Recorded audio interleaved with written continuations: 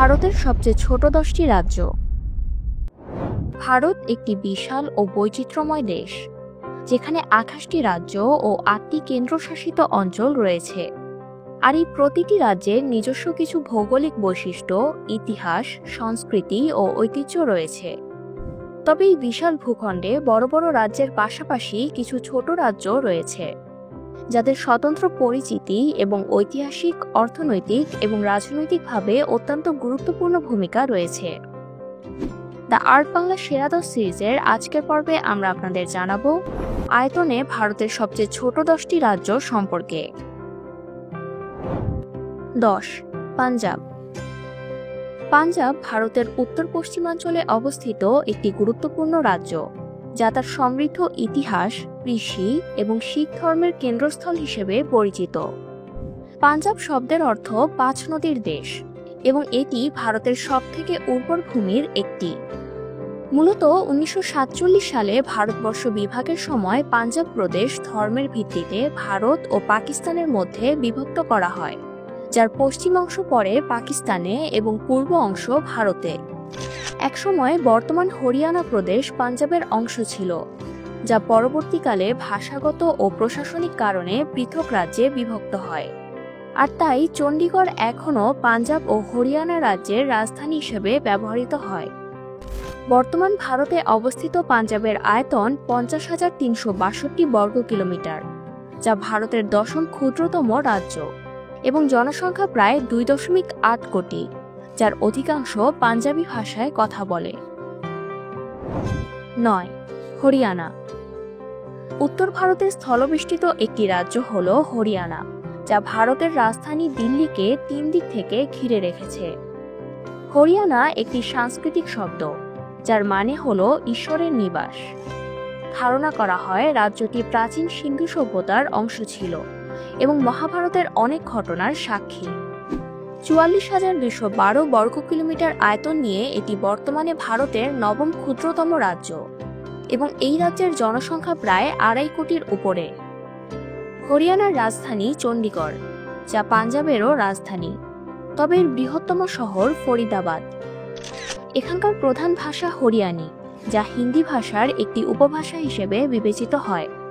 তবে কৃষি প্রধান এই রাজ্যটি ভারতের সবচেয়ে ধনী রাজ্যগুলোর মধ্যে একটি, তাই প্রতি বছর এই রাজ্যটি ভারতের অর্থনীতিতে একটি গুরুত্বপূর্ণ ভূমিকা পালন করে থাকে। 8. কেরালা। কেরালা ভারতের দক্ষিণ পশ্চিম উপকূল বা মালাবার কোস্টে অবস্থিত একটি রাজ্য, যা তার প্রাকৃতিক সৌন্দর্য, সমৃদ্ধ সংস্কৃতি, উচ্চ সাক্ষরতার হার এবং উন্নত মানব উন্নয়ন সূচকের জন্য বিখ্যাত। অপরূপ সৌন্দর্যের কারণে রাজ্যটি ঈশ্বরের নিজের দেশ নামেও পরিচিত, যার আয়তন 38,863 বর্গ কিলোমিটার এবং প্রায় 3.5 কোটি মানুষের বসবাস এখানে। কেরালার রাজধানী তিরুবনন্তপুরম ও মালায়ালাম এখানকার প্রধান ভাষা, তবে ইংরেজি ভাষারও ব্যাপক প্রচলন রয়েছে এখানে। এছাড়াও এই রাজ্যটিতে ধর্মীয় ও সাংস্কৃতিক বৈচিত্র্য বিশেষভাবে লক্ষণীয়, যেখানে হিন্দু, খ্রিস্টান ও মুসলিম ধর্মাবলম্বীর মানুষ সমানভাবে উল্লেখযোগ্য সংখ্যায় বাস করে। 7. মেঘালয়। মেঘালয় ভারতের উত্তর পূর্বাঞ্চলে অবস্থিত প্রাকৃতিক সৌন্দর্যে ভরপুর ছোট একটি পাহাড়ি রাজ্য, যা 1972 সালে আসাম থেকে পৃথক হয়ে নতুন রাজ্য গঠন করে, যার রাজধানী হয় শিলং। মেঘালয় শব্দের অর্থ মেঘের আবাস, যা এখানকার ঘন বৃষ্টিপাত এবং মেঘাচ্ছন্ন পাহাড়ি দৃশ্যের প্রতিফলন ঘটায়। মাত্র 22,429 বর্গ কিলোমিটার আয়তনের এই রাজ্যে প্রায় 30 লক্ষ মানুষের বসবাস, যার অধিকাংশই উপজাতি, আর তাই এখানে বিভিন্ন উপজাতীয় ভাষা প্রচলিত রয়েছে। তবে খাসি, গারো এবং ইংরেজি এখানকার সরকারি ভাষা। ব্রিটিশ ভারতের সময় মেঘালয়কে প্রাচ্যের স্কটল্যান্ড বলা হতো, কারণ এই রাজ্যের প্রায় 70% বনভূমি। 6. মণিপুর। মণিপুর উত্তর পূর্ব ভারতের একটি রাজ্য, যা মূলত পাহাড় এবং উপত্যকা নিয়ে গঠিত, যার রাজধানী ও বৃহত্তম শহর হল ইম্ফল। 1947 সালে মণিপুর স্বাধীন রাজ্য হিসেবে আত্মপ্রকাশের ইচ্ছা প্রকাশ করলেও বার্মার আগ্রাসী মনোভাবের কারণে 1949 সালে মণিপুর ভারতের সাথে একীভূত হয় এবং 1972 সালে পূর্ণ রাজ্য মর্যাদা লাভ করে। 22,327 বর্গ কিলোমিটার আয়তন বিশিষ্ট ছোট্ট এই রাজ্যের জনসংখ্যা প্রায় 29 লক্ষ এবং মৈতেই বা মণিপুরী ভাষা এই রাজ্যের মাতৃভাষা। এখানে মৈতেই, নাগা, কুকি সহ বিভিন্ন উপজাতি সম্প্রদায় বসবাস করে, যাদের প্রত্যেকের নিজস্ব ভাষা, পোশাক ও উৎসব রয়েছে। তবে 2023 সাল থেকে মণিপুরে মৈতেই এবং কুকি সম্প্রদায়ের মধ্যে জাতিগত সহিংসতা ও অস্থিরতা রাজ্যের সামাজিক ও অর্থনৈতিক স্থিতিশীলতায় চ্যালেঞ্জ সৃষ্টি করেছে। 5. মিজোরাম। মিজোরাম ভারতের উত্তর পূর্বাঞ্চলে অবস্থিত একটি পাহাড়ি রাজ্য, যা পাহাড়, ঘন বন এবং নদী দ্বারা সমৃদ্ধ। এখানকার জলবায়ু নাতিশীতোষ্ণ এবং রাজ্যের প্রায় 85% এলাকা বনাঞ্চলে ঢাকা। মিজোরাম শব্দটি 3টি অংশ নিয়ে গঠিত। মি অর্থ মানুষ, জো মানে পাহাড় এবং রাম অর্থ ভূমি, যার পুরো অর্থ দাঁড়ায় পাহাড়ি মানুষের ভূমি। মাত্র 21,081 বর্গ কিলোমিটার আয়তন বিশিষ্ট এই রাজ্যের রাজধানী ও বৃহত্তম শহর আইজল। এছাড়াও প্রায় 11 লক্ষ জনসংখ্যার এই রাজ্যের সরকারি এবং প্রধান ভাষা মিজো হলেও এখানে ইংরেজি ভাষা বহুলভাবে ব্যবহৃত হয়। ভারতের স্বাধীনতাকালে মিজোরাম আসামের অন্তর্ভুক্ত থাকলেও 1972 সালে আসাম পুনর্গঠনে মিজোরাম কেন্দ্রশাসিত অঞ্চলে পরিণত হয়। পরবর্তীতে 1986 সালে শান্তি চুক্তির মাধ্যমে মিজোরাম পূর্ণ রাজ্যের মর্যাদা লাভ করে। 4. নাগাল্যান্ড। নাগাল্যান্ড ভারতের উত্তর পূর্বাঞ্চলীয় রাজ্যগুলোর মধ্যে একটি, যা ভারতের 7 সিস্টার্স নামে খ্যাত রাজ্যগুলোর মধ্যে অন্যতম। এই রাজ্যের রাজধানী কোহিমা এবং বৃহত্তম শহর ডিমাপুর। 1963 সালে প্রতিষ্ঠিত ভারতের ক্ষুদ্র এই রাজ্যের আয়তন প্রায় 16,579 বর্গ কিলোমিটার এবং জনসংখ্যা 20 লক্ষের কাছাকাছি।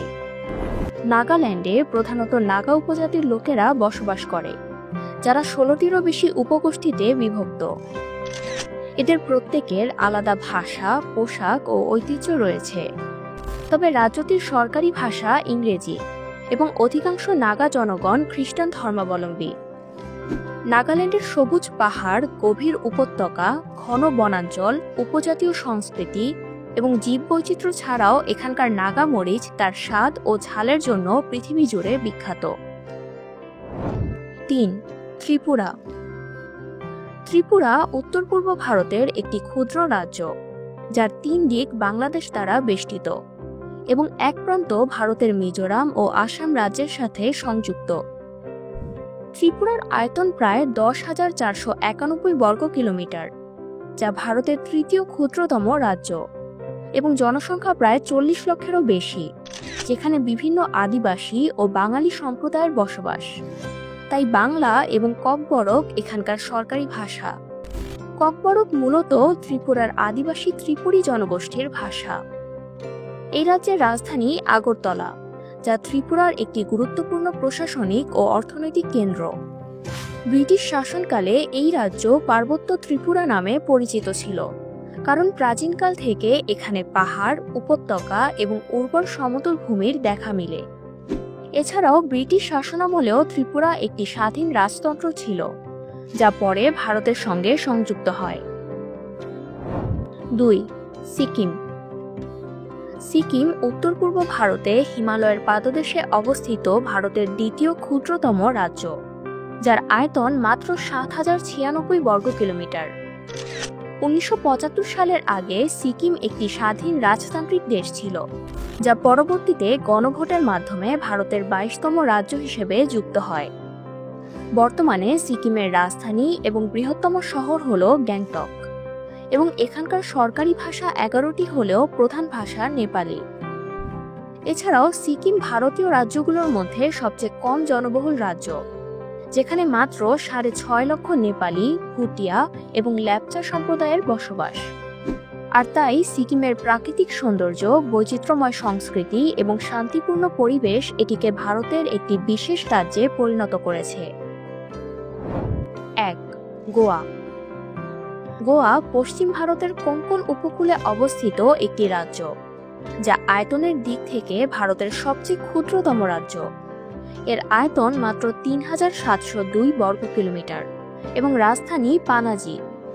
এটি ১৫১০ সাল থেকে ১৯৬১ সাল পর্যন্ত পর্তুগিজ শাসনের অধীনে ছিল, কিন্তু ১৯৬১ সালে ভারতীয় সেনাবাহিনীর অপারেশন বিজয়ের মাধ্যমে গোয়াকে ভারতের অন্তর্ভুক্ত করা হয়। ছোট্ট এই রাজ্যের জনসংখ্যা প্রায় ১৫ লক্ষ, যার অধিকাংশই স্থানীয় কোঙ্কানি ভাষায় কথা বলে। পাশাপাশি ইংরেজি, হিন্দি ও মারাঠিও ব্যবহৃত হয়। তবে দীর্ঘ পর্তুগিজ শাসনের প্রভাব এখানকার স্থাপত্য, খাদ্য, ধর্ম ও সামাজিক রীতিনীতিতে স্পষ্ট ফুটে ওঠে। এছাড়াও এই রাজ্যটি তার ৬৫ মাইল দীর্ঘ উপকূল রেখার জন্য পৃথিবী জুড়ে বিখ্যাত। প্রতি বছর লাখ লাখ বিদেশি পর্যটক এই সমুদ্র সৈকত উপভোগ করতে আসে।